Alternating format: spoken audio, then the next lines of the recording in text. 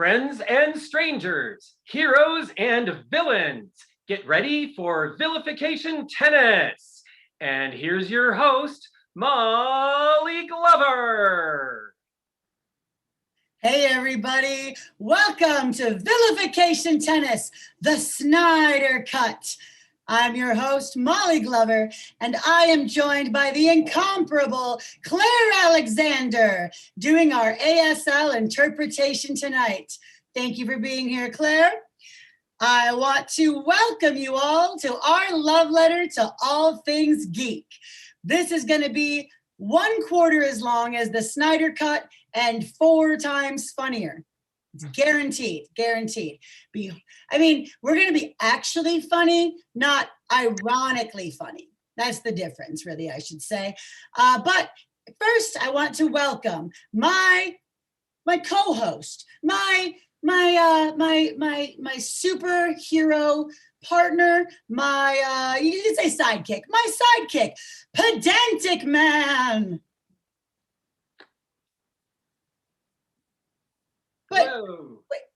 Wait, but this is mild-mannered vilifier Eric Knight. Where's Pedantic Man? 'Tis I! What? Eric Knight was Pedantic Man all along? I had a less guess that was going to be right. A less guess? Yes, less guesses. I had less guesses about that. Yeah. Fewer, Molly. Oh God, it really is you, Pedantic Man. It is. Thank you for being here. Are you ready for our superhero show? I am actually super excited for the superhero show. Yeah, I am. I know what's coming. I know what the structures are. I am excited to see you make them do all of these wacky things. Yes, I am too. But I think before we get started, we should let the audience know what they're in for, because chances are there are some people who haven't seen Vilification Tennis before. And what I want them to know, so Eric, in Vilification Tennis, what would you say we do? Well, first of all, we insult each other. Yes. And that's about it. Yeah, that's it. Really, that's it. Oh, yeah. We do terrible improv. Oh, yeah. Well, yeah, some of that too. Yeah, but no, Vilification Tennis is a very offensive show. We are going to offend you. I guarantee it. Much like when you are in the men's warehouse, when you have a friend in the diamond business, I can guarantee that you will be offended by this show. And if you're not, you might want to think real long and hard about what that says about you. So let's get on with Vilification Tennis, because it's one thing to just talk about it. It's another thing to get down to it. But before we actually start this, what I want to let you all know is this is our 17th online full-length show. That's right, Eric. We've done 17 of these since the start of the Panakuchen. I know, right? I know. And the thing is, every single one of these shows has been free to the audience to watch. I don't know what you're wondering. How do you make the money to pay off your liberal arts major student loans? Well, the answer is with your tips. So if you want to give us tips, you can go to paypal.me/vilificationtennis and give us a tip. Show us your appreciation. Send us that money that you would have given to the Snyder Cut if you hadn't pirated it like a good person. You wouldn't download a car, would you? Well, if you would, I would. You should give us a tip at Vilification Tennis. Claire is donating all of her share of the tips to the Community Doula Alliance, which is a very important organization that helps BIPOC individuals who are pregnant go through what they need to safely deliver their babies. And I think we can all get behind that. So thank you, Claire, for that awesome donation. And you want to make that a bigger donation? Then you're just going to have to tip us. That's the only answer. Anybody who tips us $5 can get a digital trading card. Anybody you see on the screen tonight, you can ask for their card, including Claire. That's right. We made her own card. Mhm. But enough fucking around. It's time to get down to the meat of this. Vilification Tennis, round 1. Eric, we will see you around, all right? Here we go. Vilification Tennis, round 1.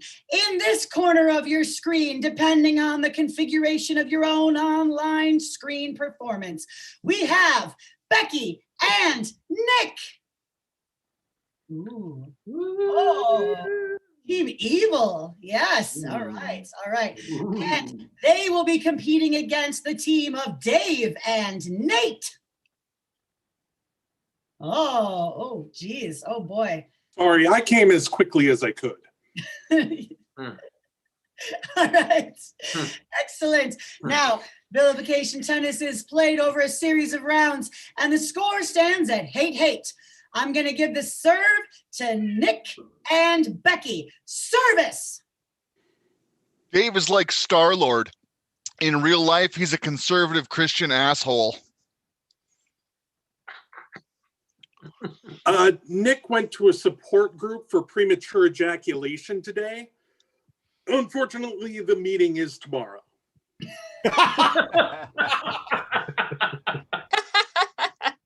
Nate doesn't need telepathy to know that nobody likes him. You know, I heard on the news that they launched the biggest stick in the world into space, but Nick, you're right here. Points. Points. When I put this Kleenex up against this camera, it's a point. That's right. So prepared tonight. All right. All right. Now the serve goes back to Nick and Becky. Service. Nate has the same weaknesses as Wolverine, redheads and shitty Canadian beer. Becky thinks horticulture is the petri dish she submits after work.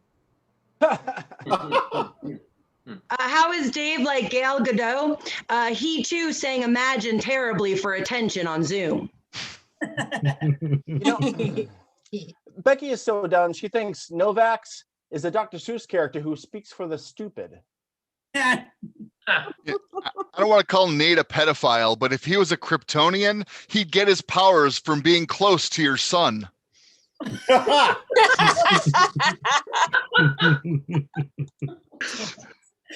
right. Service. Nate is so stupid, he thinks that you can get hardware by rubbing software. Hey, Nick, I tapped your wife so hard she won't untap during your turn. Oh, that's funny. That's coming from the guy. Oh, I'm sorry. It's just too funny. All right. Service. Dave is so submissive. Every mode of transportation he takes is the subway. You know, some states are removing Confederate monuments and statues, and I say, get rid of those dusty old busts. Oh, Becky, looks like they already got yours. Dave, Dave, you're so old, you still refer to your dick as a floppy disk. So somehow Disney made a movie about a woman who makes coats out of puppies more sympathetic than Becky ever will be. Oh. Listen, whether it's a romantic evening or hiding the smell of a fart, for Nathan, it's the same candle. You know, Nick is so stupid. He thinks Delta variant is a Cajun Loki. You know, Dave thinks the movie Metropolis is historically notable for being the first movie with a robot he'd totally fuck. Unlike Hamilton, Nick's wife always says no to this. Sex with Nate is a lot like the life of a demigod, except it's Loki and it's masturbatory. The Olympics is in the news. Nick's wife said that when it comes to sex, he'd only win gold medals. That's because he always comes first. Points. Yes. Nick's wife is me. I am Nick's wife. Yeah. You keep making fucking jokes about Nick's wife. That's me, bitches. Arr. Service. Hey, Dave, I heard one of your mom's nipples is larger than the other 5. Is that true?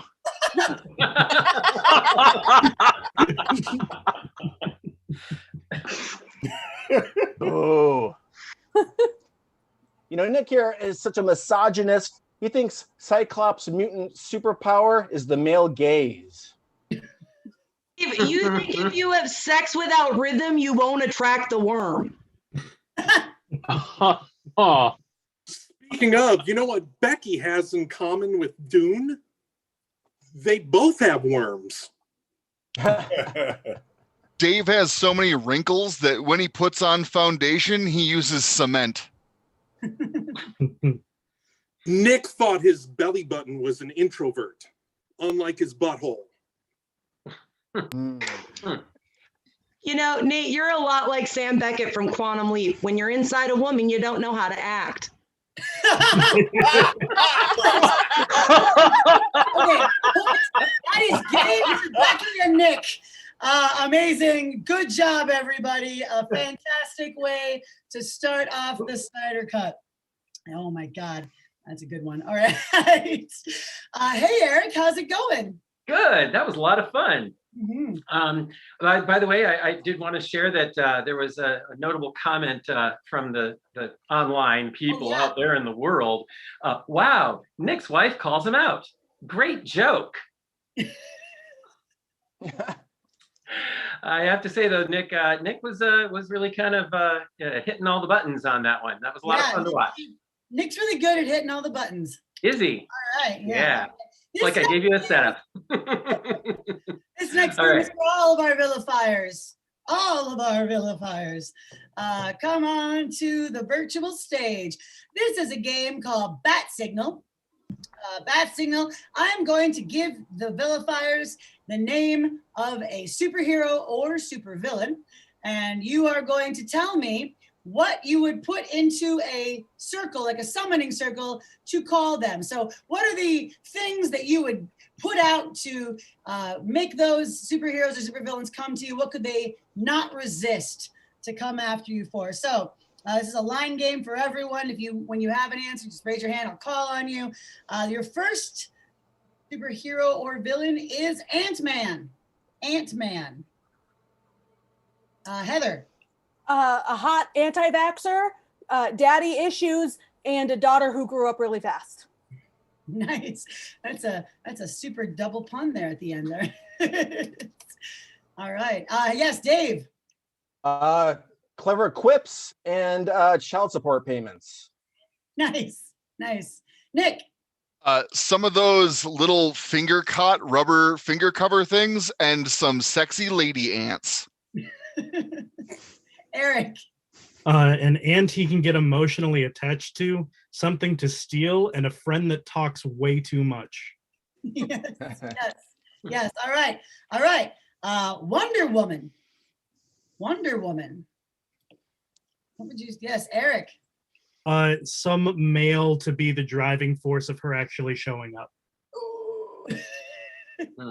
Becky. Lasso, feminism, and the male gaze. Yes, that would bring her. Like moth to a flame. Heather. Expensive shoes and an IDF uniform.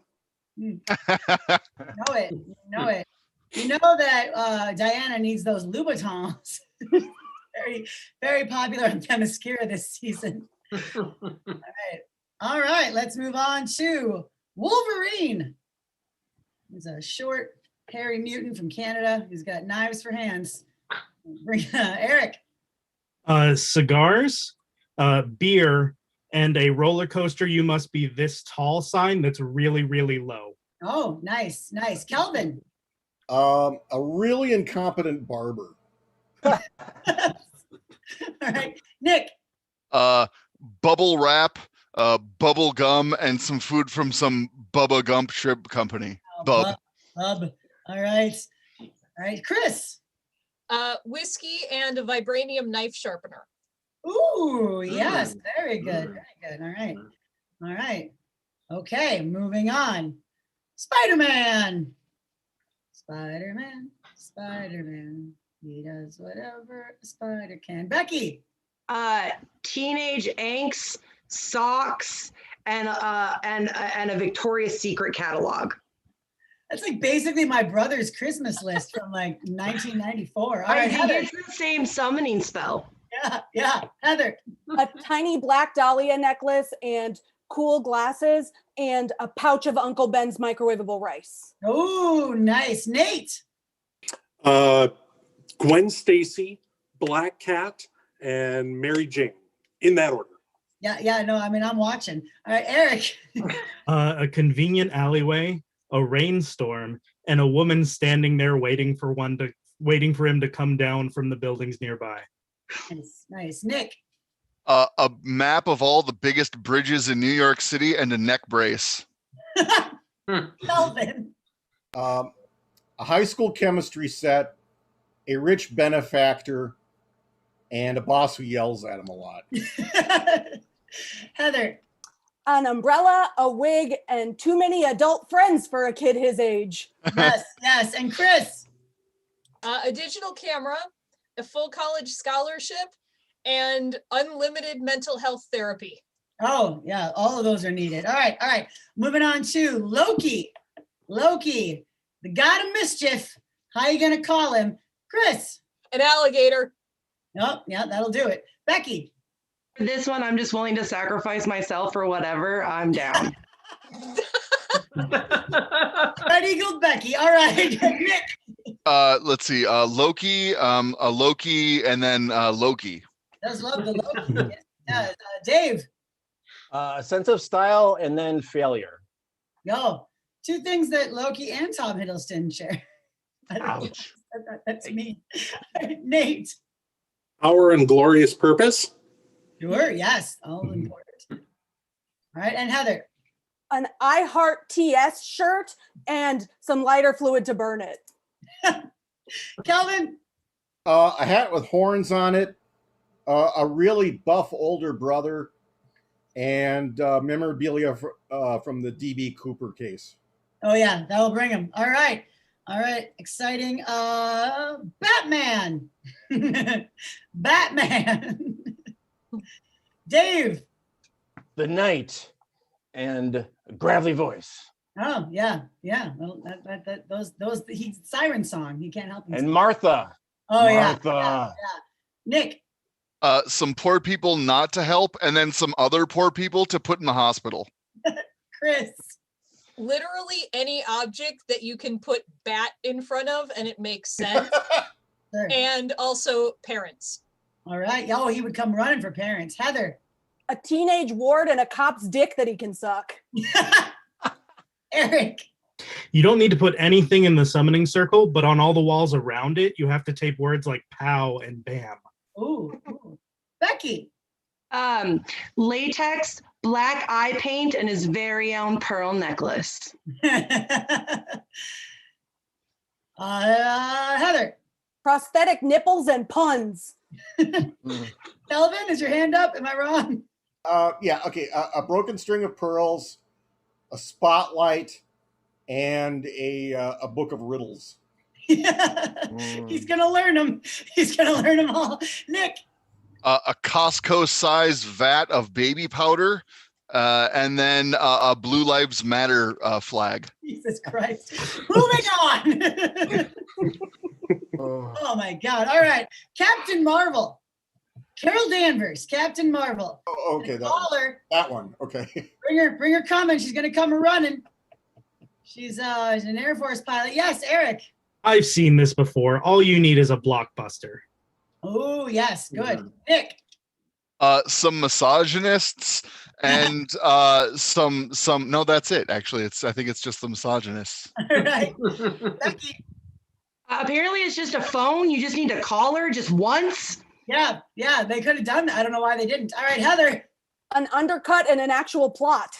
Nice. All right, finally, I saved the best for last. Dr. Doom, Dr. Victor Von Doom. Summon him. Yes, Nick. Well, you're going to need some sycophants, some doombots, and of course you need Richards. That's you gotta have that. All right. Yes, Heather. A scholarship to Doom University. Full ride. Yes, Eric. A mediocre costume, a low budget, and a script from Fox recently. Ooh, that's rough. That's rough. All right, Calvin. Armor polish, clothing that is kind of German but not really, and sausage. Yeah, he loves his sausage. He loves it. Iberian sausage can't be beat. Nick. A dysfunctional family and some burn cream. All right, and that is Bat Signal, everybody. Hooray. That's congratulations. The superhero and villain community loves us. They are so happy we're around. Hi, Eric. How's it going out there in Chatland? Good. That was a lot of fun. People are enjoying it. I just want to relay one thing that happened in the chat. Someone kind of predicted what ended up coming out later for Loki, for summoning Loki. They said Loki, and another Loki with tits. Ah, yes. So pretty close to what actually happened too. That is. Well done. Well done. Auditions Right. are in February. All right. Yeah. Let's move on to our next game. Again, all the vilifiers are playing this one. Come on back on the stage, everybody. This game is called Green Screen. In this game, vilifiers, one by one, are going to put up a background. They're going to change their Zoom background, and it will be a background or an image from a geek property, a show or a movie.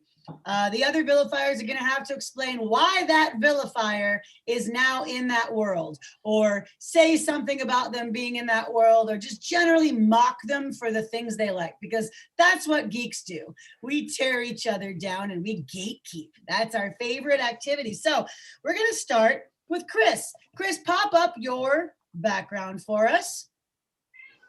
All right, everyone. Ooh, Chris is on the bridge of the Discovery. That's from Star Trek. All right, Star Trek Discovery, and go. Heather. Chris is there because she thought that it was an actual disco, so it's kind of an accident that she showed up. Chris is there because she's been reading a lot of internet comments, and according to angry men, they'll just hire any women for that show. Nate. Oh, all right. Well, you know what? That worked because I said Nate, and then Nick took Nate, so that actually worked out. Dave.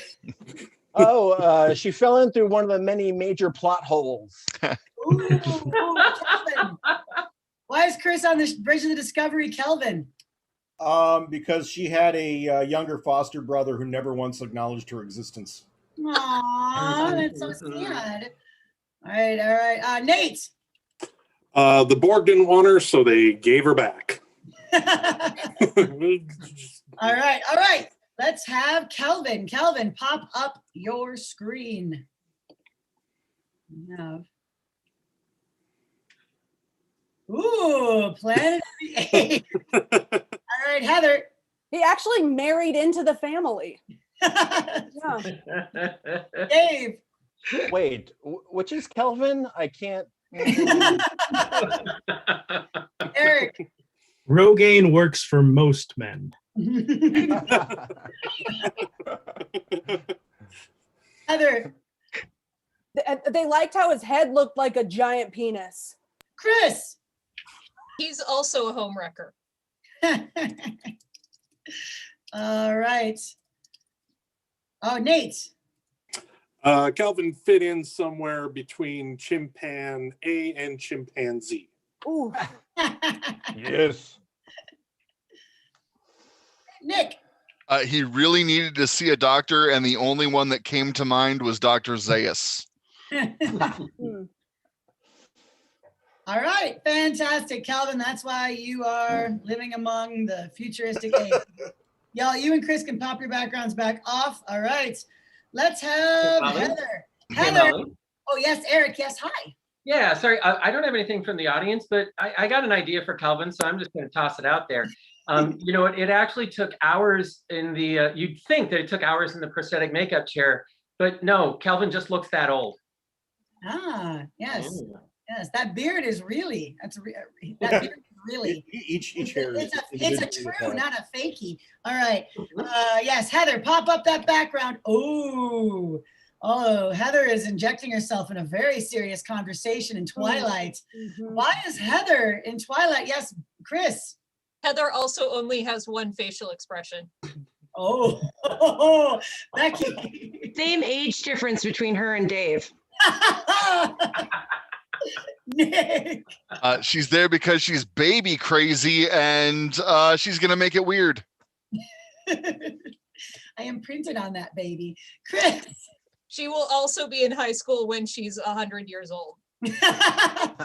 Elfin. She is comparably as pale as That's true. As girl Twilight. Yes. Nick. She really wants to fuck a dog and she figures this is the most ethical way to do it. Jesus.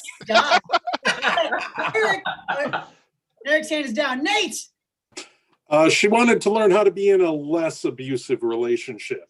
Ooh. Eric. She wanted a different man to watch her sleep. She thinks Renesmee is a perfectly normal thing to name a kid. It's pronounced Renesmee. Oh, that's better.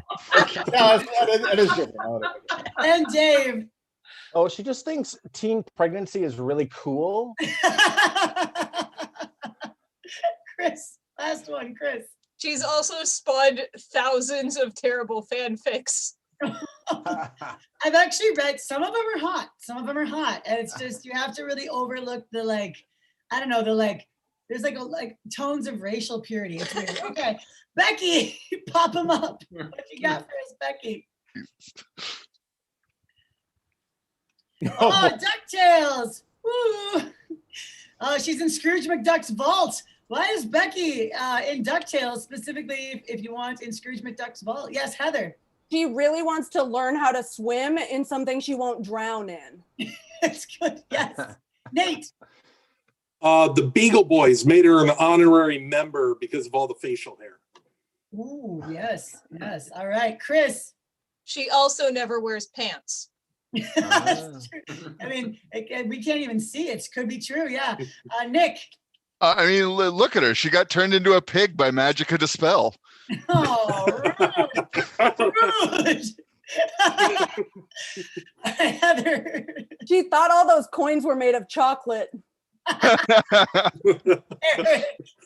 She's their latest enemy because clearly her weakness is a healthy family. Chris. She also has 3 little boys that follow her around that she claims are related to her. Ew, Becky. Heather. She's in there to cook the ducks with orange sauce. Kelvin. The giant bags of money all conveniently have a dollar sign on them, so she's certain what's inside them. Otherwise, who could tell? Awesome. Thanks, Becky. All right. Pop it off. Let's go to Dave. Oh. Yeah. All right, hold on. Oh boy. I remember how to do this. Oh, I bet you do. You're a college professor. Ouch. All right. Oh, Dave's on the TARDIS, everyone. All right, Becky. Because he's bigger on the inside. Ah, I mean, that's true for all of us. Heather. That's the only way he's getting a PhD. Eric. It's because since he couldn't work out during quarantine, he's been getting a little wibbly wobbly. True. It's because he does all his companions dirty. Yeah.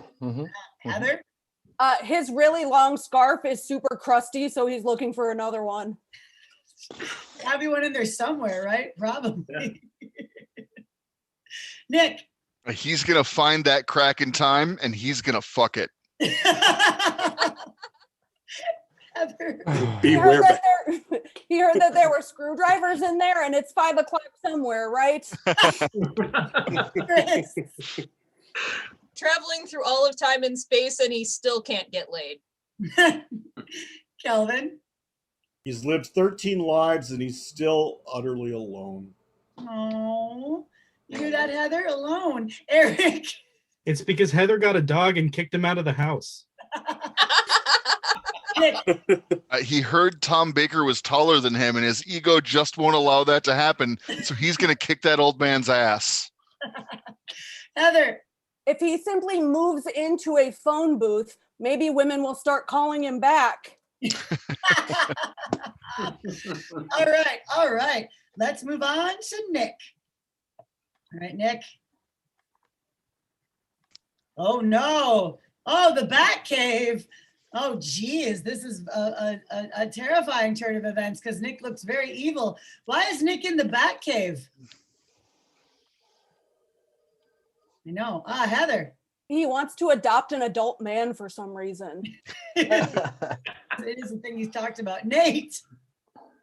Don't you know, Molly? He always goes in the back cave. Back cave. Dave. He just wants moral justification for all of his crimes. Oh, yeah.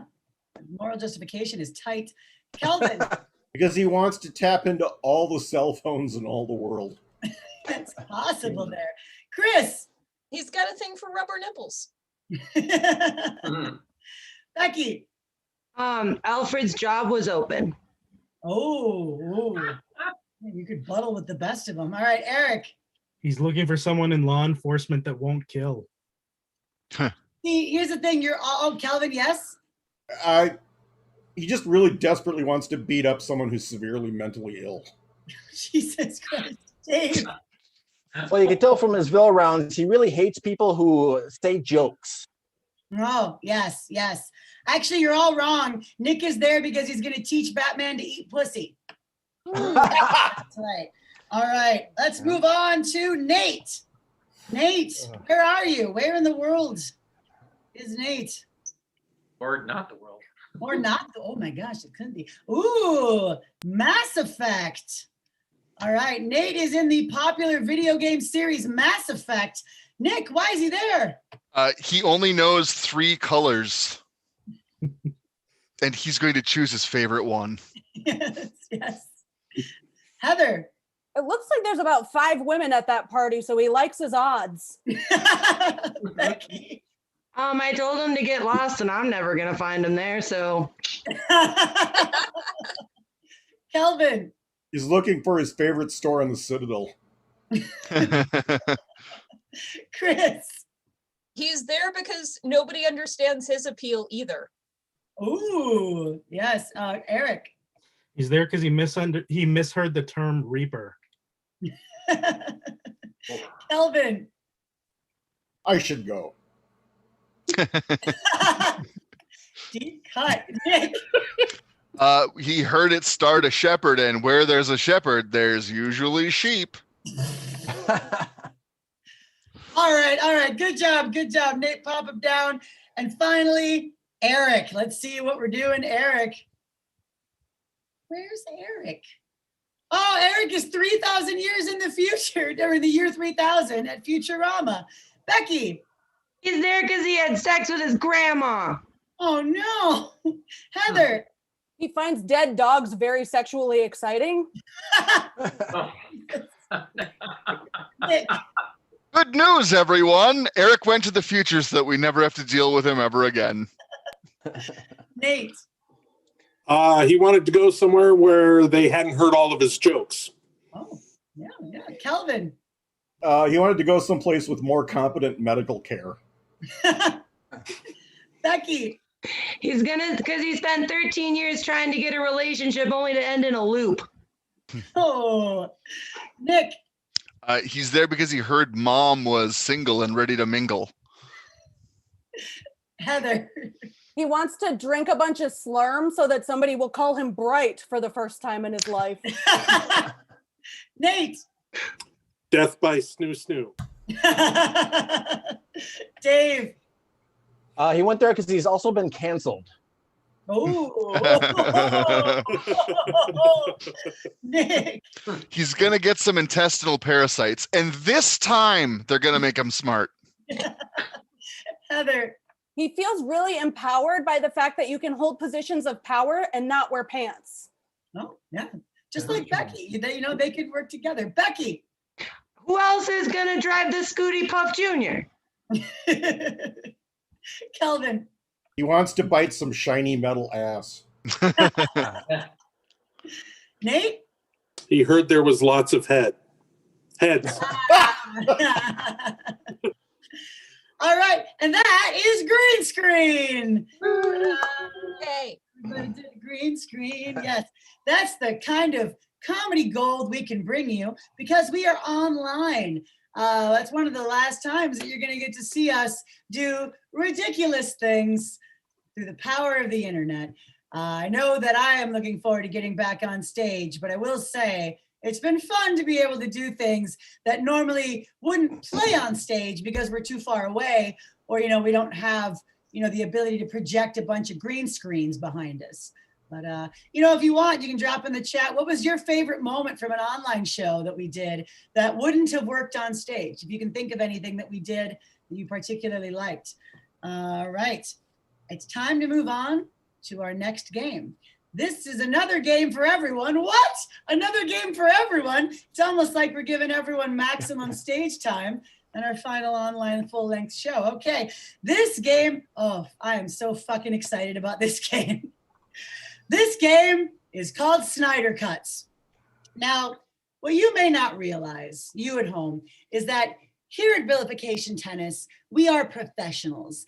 And as such, we work really hard to make sure we bring you just the best jokes, just the freshest, primest cuts. Now, what that means is we've had to really edit our jokes down most of the time. We actually write crazy long jokes, and what you hear is what finally makes it after a round of producer interference, editors, cinematographers, Tim, we have to run it by, we have all these, you get the studios involved, and once you're making the big theater dollars, you constantly have people telling you what your vision is.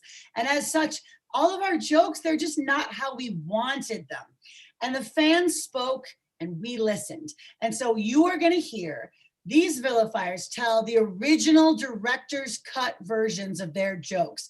That's right. The whole fucking 4 hours, the long, the big, the grandiloquent, the epic jokes are what we're about to show you. You're so lucky. You're so lucky. Thank you, online petitions and fans who don't shut up until they get what they want. It's the best part of the world right now. Yeah. Okay. So Snyder Cuts. We're going to start with Nate. Nate, you're going to tell the Snyder cut of your joke, the director's cut, and then these other vilifiers are going to try to guess what the edited version is. Why does Nicholas Glover prefer to fornicate with a person receiving medical treatment for a malignant neoplasm?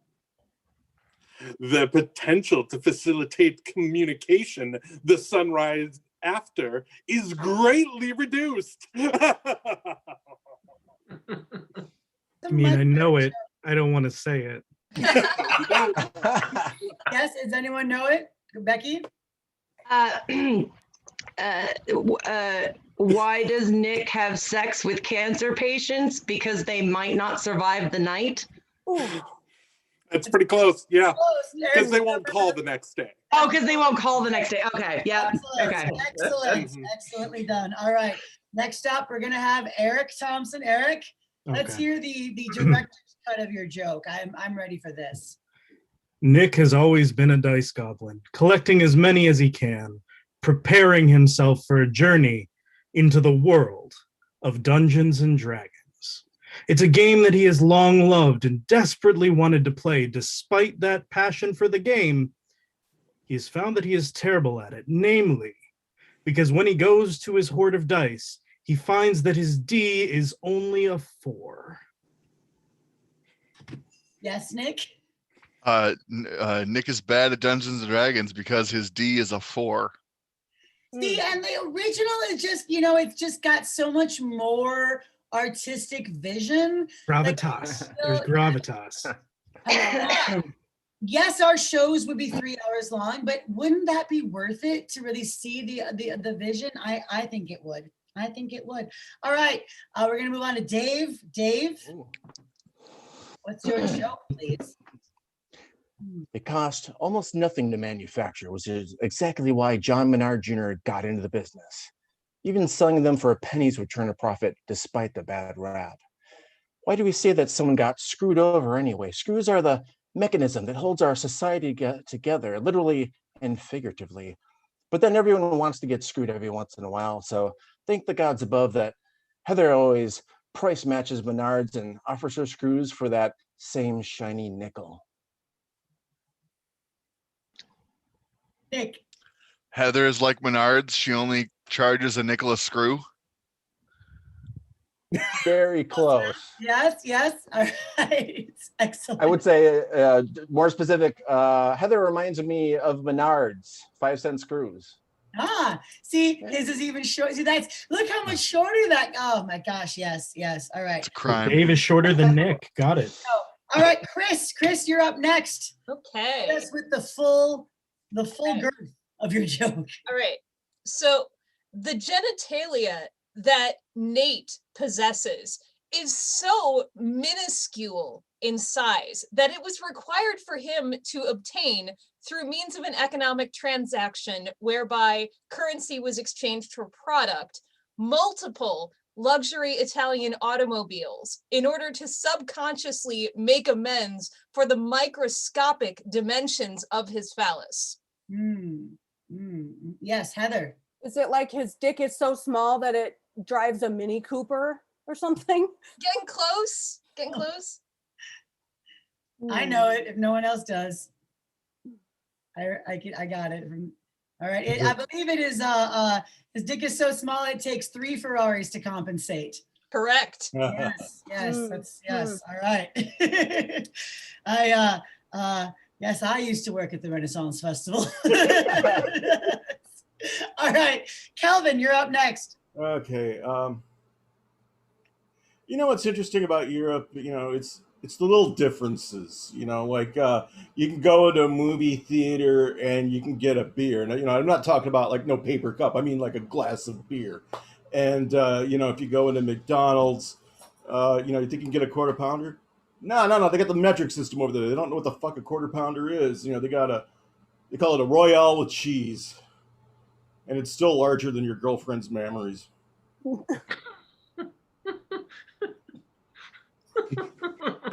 Anyone? Does anyone know this joke? Well, it's something about small tits. Yeah, I could probably try and piece it together that your girlfriend's tits are so small that if people ordered them in France, they would request a Royale with cheese. Eric seems to have a guess. Do you know what they call a quarter pounder in France? Bigger than your girlfriend's tits. Hey, Easy. nice. Nice. All right. Nick. Nicholas. What could be sadder than an orphan? Children's loose on the dark streets of Gotham with no one to care for them, no one to hold them, no one to wipe the dirt from the street off their crying faces. But one incredibly stupid man has an impossible solution. He thinks the plan to fix their woes and save the day. He knows that these little Bruces looking for their Marthas and Thomases can find their new parents where all parents can be found. The store for moms and pops. I know this one too. Yes, Becky. You are so stupid that you think mom and pop stores are where orphans get parents? That's basically Yeah. What's the theater version? The Joss Whedon version. It's a Nate is so stupid he thinks a mom and pop store is where orphans go to find new parents. Oh, yeah. Well done, Becky. All right, Heather. Okay. The Australian outback is hot and sparse. Only the strong can survive its challenges. Feral camels and wild dingoes range through the brush in search of a nibble here and there to sustain them in the long, hot summer months. It's the home of one of the rarest flowers, observable for 1 day every 100 years. A flower that your mom seeks out voraciously, a collector at heart and an adventurer in spirit. After journeying for what feels like weeks, she finally spots it with all 200 petals open to the sun, sweet nectar nestled in the center. It's right there on the menu under appetizers, the elusive bloomin' onion, her favorite flower. Chris? Yeah, your mom is so fat that her favorite flower is a bloomin' onion. Nice. Nice. Well done. All right. All right. Becky, let's hear the full-length version, your vision for your joke. I feel like I just want to preface that this medium doesn't allow me to tell the jokes in the manner to which I would prefer. I understand. I understand.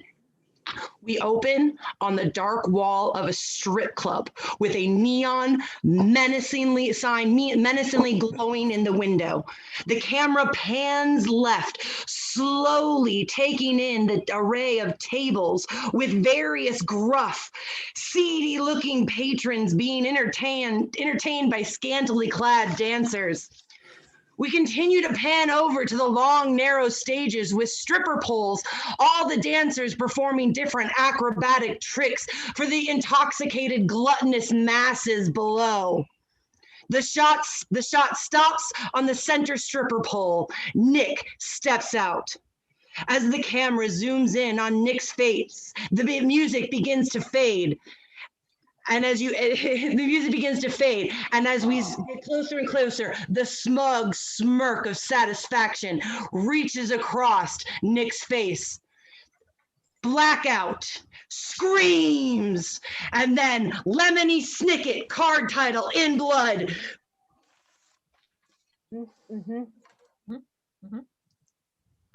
Eric? They call Nick Lemony Snicket because when he has sex, what follows is a series of unfortunate events. Close. Remember, there's stripper poles. I think it's Nick's stripper name is Lemony Snicket because anytime he gets on a pole, what follows is a series of unfortunate events. Excellent. There it is. There it is. Awesome. All right. I should have written down what order everyone went in, so we're just going to do a random order for this next round. But Nate starts. I remember that. Nate!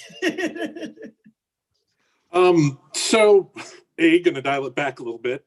B, because I originally wanted to parody a Josh Groban song, but that's not super popular amongst the plebes. So the original song by the song that this insult to is by someone else, but I'm bringing it back to the Josh Groban version. It goes, I greatly prefer sugars, starches, and fiber, and decline dark greens, beans, and peas.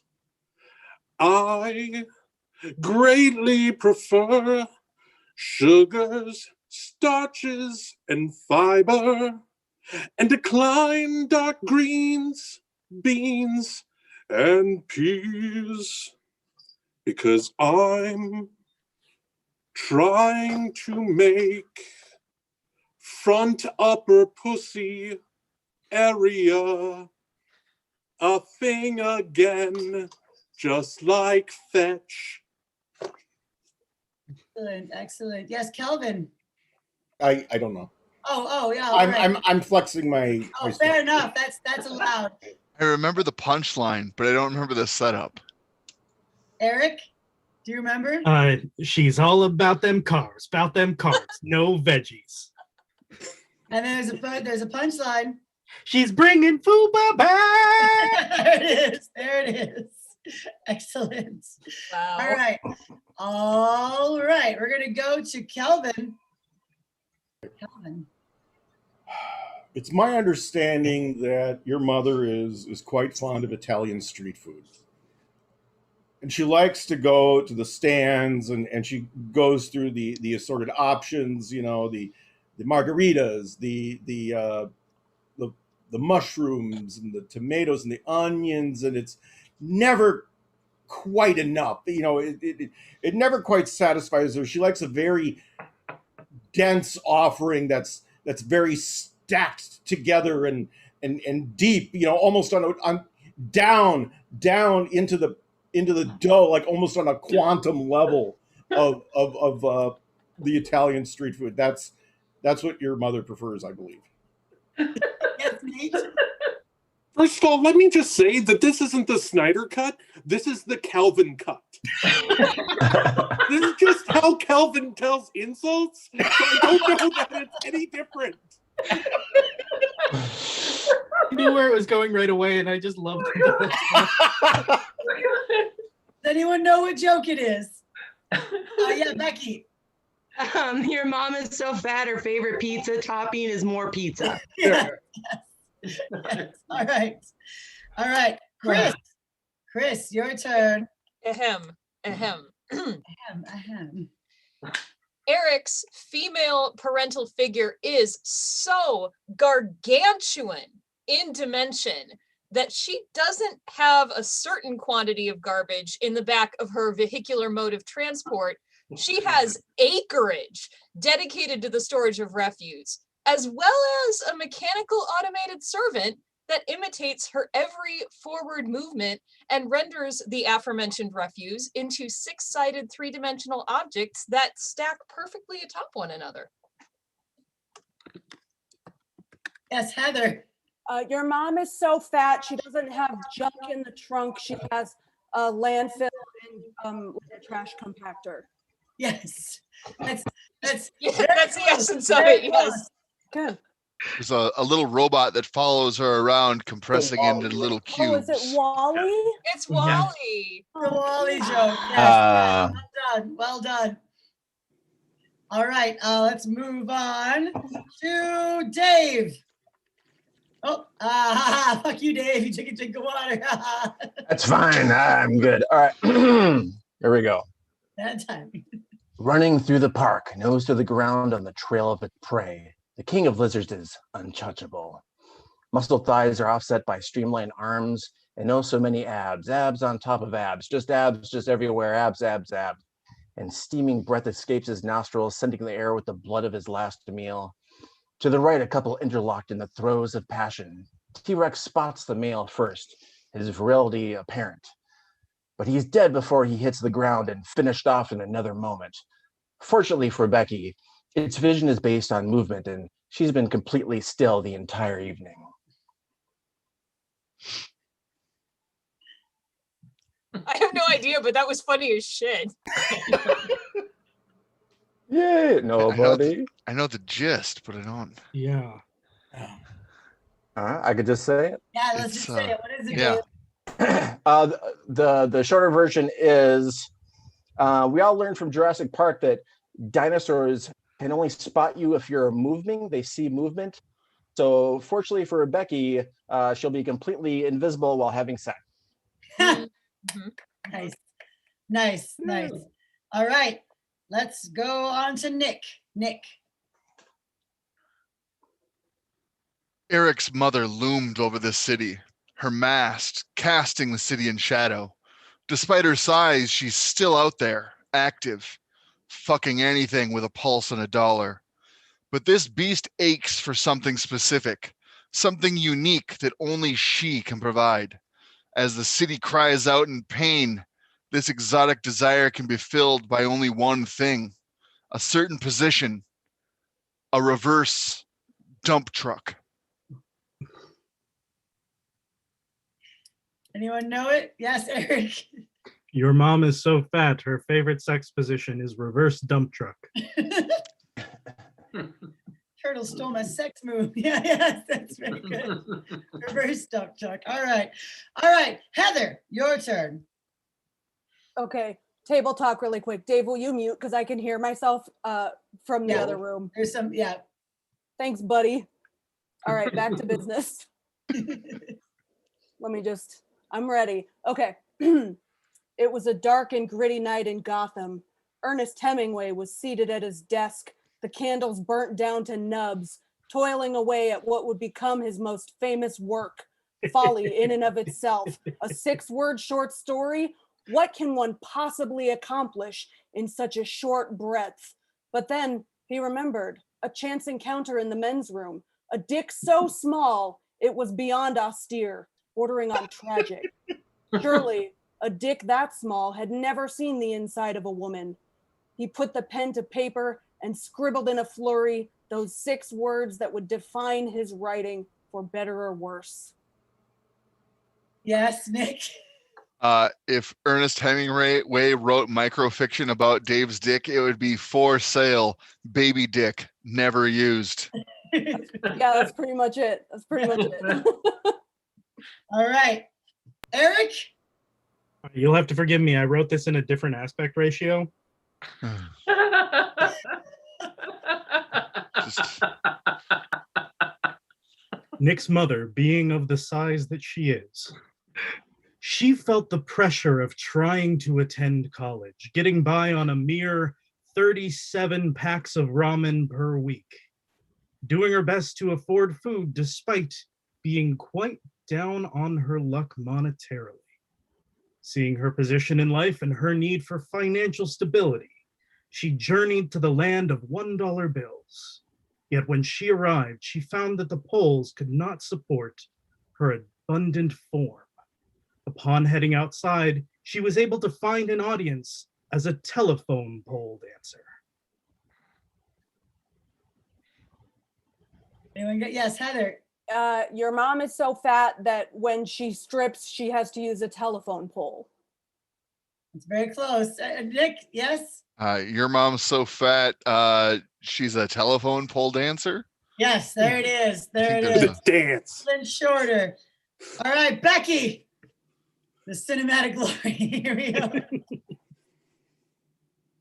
You are so inadequately suited to basic proper function that you had the notion that the delightful orange melon so often served at brunch was one that would was what one would consider a majestic noble beast who didn't endeavor to give it all that it could.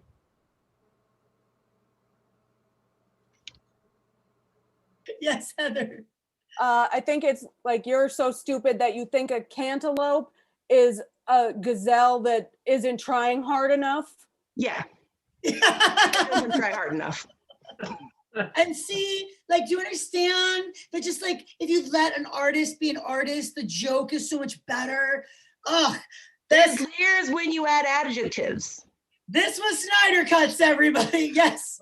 Hi, Eric. How's Hi. it going? Good. I actually didn't know you were going to end right there, but I was going to break in and say that one particularly fun comment in the chat was from Diva Pixie, who said, "This is amazing and poetic."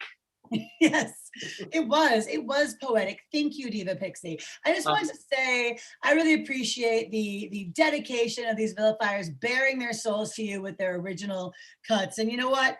Everyone back on stage. If you didn't turn your camera, oh yes, Eric. What else do you? I was going to throw in. You solicited a request for favorite bits. I did. And so I have some of those to relate Real to quick, the everyone, audience. you can stay on stage. Let's hear what people's favorite moments were from our online show. Yeah. So, well, before the audience's opinions, I'm going to share mine, which Oh, was thank last God. year. Yeah, last year for the state fair show, feeding mini corn dogs to my dog Ada on camera, That was good. which was ridiculous. But from the audience, there were 2 different comments for laughing, which is always a big, always goes over well. Llama duck. Duck's llama filter was a lot of fun. Win, lose, or draw jokes. And of course, somebody mentioned the one where Tim tried to play sounds, which was amazing. Awesome. Thank you so much, Eric. Thank you, audience, for telling us what you loved about online. We have loved doing these shows for you. It's time for our final game before we get to that last round of Vilification Tennis. This game is called House of M. And if you're not familiar with House of M, that is the storyline in the X-Men where she kills off something like 90-something% of all mutant kind. Spoilers. Oh gosh, yes. So what I'm going to give you all, this is a head-to-head competition for everybody. I have paired you up. We're doing a line, this is a home game variant. So I'm going to give you an insult prompt. That prompt is going to be an actual 90s X-Men mutant power. A terrible mutant power. It's your inspiration. Write a joke inspired by that, an insult. And when you have it, raise your hand. Each one of you will give an insult. I will determine which one I think is funniest. That person will move on to the next round until all of y'all mutants have been decimated down to the one who will remain to go on to further comic books. All right. We're going to begin with Chris versus Calvin. Chris versus Calvin. Everyone else turn off your cameras. Chris versus Calvin. Your mutant inspiration is Zeitgeist. He has acidic vomit. So acidic vomit, that is your cue. Zeitgeist is a real mutant who worked with the X-Men. Yes, he has acidic vomit. That was his whole power, was that he could vomit and it would burn things. It was very, very good. What a sexy mutant that was. Yes, Chris. Kelvin's girlfriend is so basic that Zeitgeist can cancel her out. Ooh, yes, good base acid joke. Very geeky. All right, Kelvin. You're so gross that people just keep barfing and barfing and barfing and they don't stop. Well, I appreciate the visual. I'm going to give this one to Chris. All right. Well done. Well done. That's round one. Okay. Next up, we have Dave versus Nick. Dave versus Nick. All right. Hello. Okay, gentlemen, your mutant is Marrow. Marrow, she has accelerated bone growth. That's her whole deal. She can grow her bones and they pierce out of her skin and they make plates. Yes, Nick's got his. Nick, what do we have? When it comes to mutant powers, Dave is like the opposite of Marrow. He has accelerated bone shrinkage. All right, Dave, what is your insult? I know that was very fast. I can continue to joke about fast. Marrow. All right. I would say Nick's mom is so fat that she would suck the marrow out of this villain. Well, I appreciate that. I'm going to give this one to Nick, but yes, that is, Meryl would love to get sucked off by Nick's mom, I think. All right. Okay, let's go. Next up is Eric versus Becky. Eric versus Becky. Hello. Yes, your mutant is Maggot. He has a sentient digestive system. That's right. He has a sentient digestive system. Yes, Becky. Your mom is so fat, she has a sentient digestive system. Yes, very literal. Very well done. All right. And Eric. Do you know the difference between Becky's mom and Maggot? Maggot can hear her sentient digestive system. Oh, you know, all the fat muffles the sound. You know. Oh yes. You know, I'm gonna give this one to Eric. Although I that was a close one. Yes. Well done, both of you. All right. Lastly, Heather versus Nate for their last round of round one here. Heather versus Nate. Okay. Heather versus Nate. Your mutant is Forget-Me-Not. He has the power of imperceptibility. No one can remember him once he leaves. So they see him and they instantly forget him. He's instantly forgettable. Power of imperceptibility. His name is Forget-Me-Not. It's very clever. Don't even worry about it. It's like the most clever name. I'm sure his human name was like Memory Jones or something. Yes, Nate.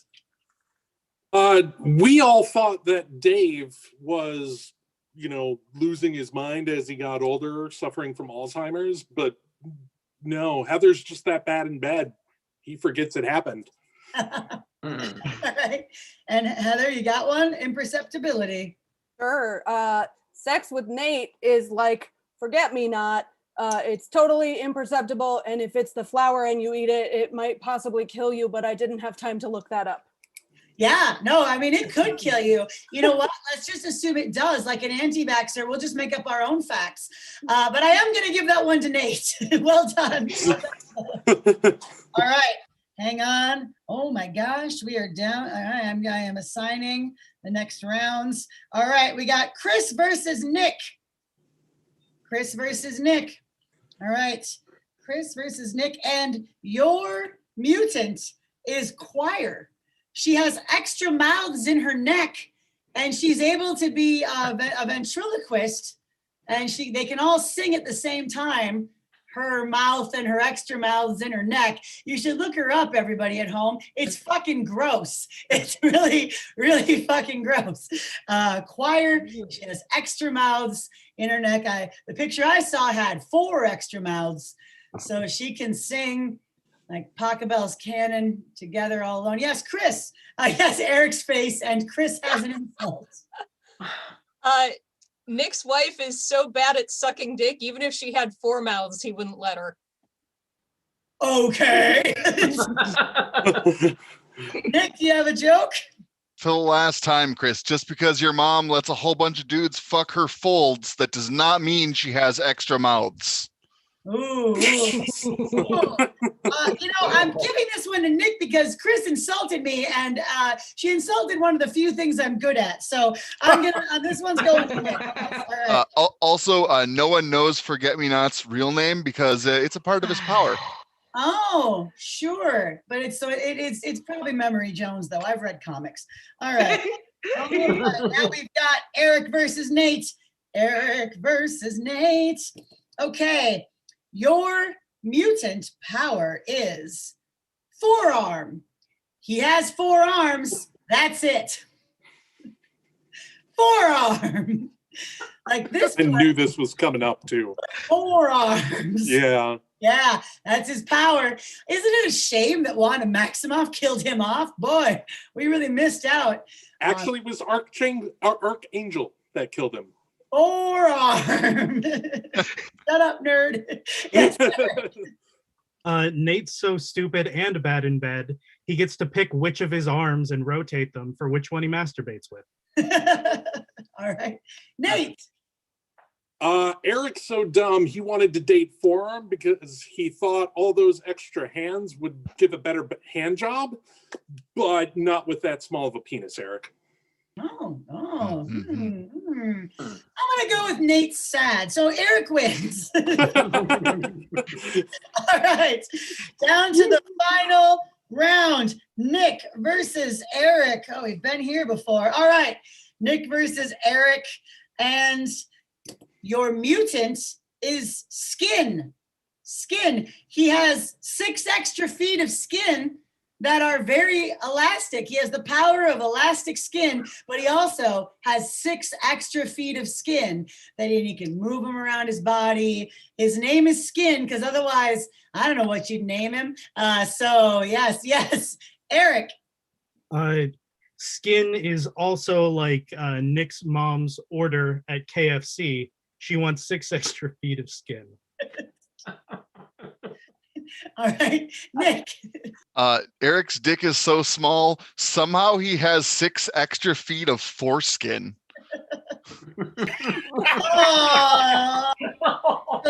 I'm giving that to Eric because I like the idea of someone just ordering 6 feet of skin. All right, Eric, you are the mutant who gets to survive. You get to be in a polycule with Rogue and Wolverine. That is her. Yep, too bad. All right. And that was House of M. Yes. One of the most popular X-Men storylines, and probably not our most popular game. Yes. Eric. I just had to say on a personal note that game was a lot of fun and kind of horrifying at the same time. Honestly, there's actually so many mutants that are dumber that weren't funny. Like there wasn't a way to make them funny. Like they're just dumb. So those were some of the best, but yeah. The audience seemed to be enjoying the show. Yeah. We can't hear their laughter. We're trapped in a Bo Burnham style prison of our own making. So soon. Yeah, soon. That's right. We'll get there. All right. It's time for your final round of Vilification Tennis. That's right. We saved the best for last, or at least the best for the last online version of our show. Here we go. In this corner of your screen, Chris and Eric. Oh, powerhouse team. Team red shirts, but don't kill them. They're here and they're going to take you down. All right. And they are up against the indomitable Heather and Kelvin. Oh, shit. Wanda's back, bitches. She's fresh off her mutant kills and ready to tell some jokes. Okay. I'm going to give this serve to Chris and Eric, and the score stands at hate service. You know, you can always tell when a variant is a Kelvin. The tiny dick gives it away. That's funny. You know, technically, anytime Chris is having sex, there's a 4-3 ratio. Kelvin failed bio because he thought only males could have a genus. You know, filmmakers used to shoot on 35 millimeter film, or as I call it, 35 Eric's Dicks film. That's a point. Yeah. That's how you know you're really seeing the real vision. Service. Kelvin, is it true that you're so pathetic that you drunk texted your ex box? You know, there's a superhero in the Legion of Superheroes called Matter Eater Lad, and his power is that he can eat anything. He still won't eat Chris's pussy. Sex with Kelvin is like Wolverine. He also has a fastball special. Eric here is so stupid. He thinks AstroTurf means whenever that billionaire J.K. Rowling goes into space. Point. Fuck, I wish she would and never come back. Explodes. Well, yeah, challenge her. I mean, yes, challenge her views, but also put her in a replica of the Challenger. Service. You know, Heather's mom is a lot like one of those giant Lego sets. It's a lot heavier than you'd expect. Chris, you're such a loser. Even AOL doesn't say goodbye to you when you leave. Heather's such a slut, her gangbangs have enough balls to summon a dragon. You know, Plastic Man can change his shape, and the Atom can change his size, and Eric can change his underwear, and I wish to hell he'd do it once in a while. Please. Please. You know, I understand that, Heather, you go down so often that there's now a letter at the end of your social security number. Eric has been peeing in bottles in solidarity with Amazon workers, except he started like 15 years ago. Heather's so ugly, if she were a superhero, her costume would be practical.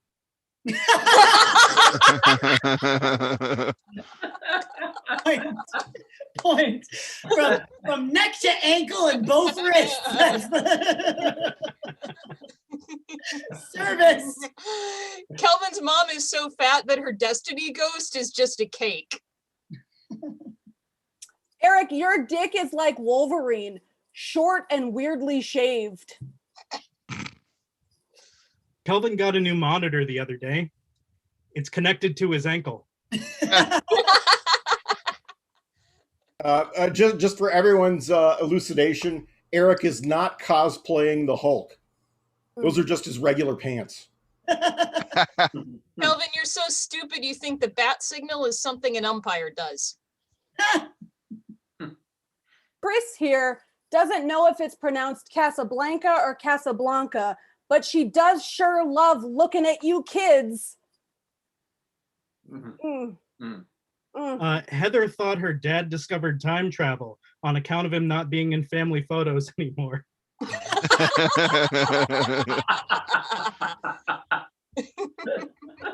Chris created a pocket universe just like Wanda did on WandaVision, except that the sitcom she used was Heil Honey, I'm Home. You know, the difference between Kelvin and Doctor Who is that the doctor is probably going to have someone around when she dies. Chris, your mom is so fat that you need a Rick Steves guide to find her vagina. Kelvin is such a supremacist, he only watches black or white films. God damn it. Don't make me laugh at racist jokes.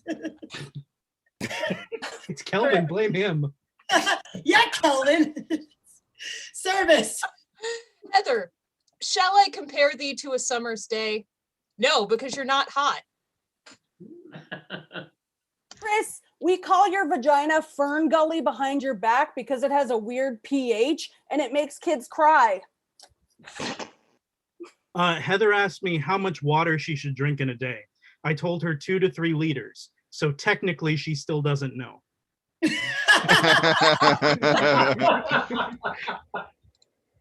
Eric once went to the Marvel Universe and the collector was like, nope, don't need one of those. Kelvin, your mom is so fat that her butthole leads to the gamma quadrant.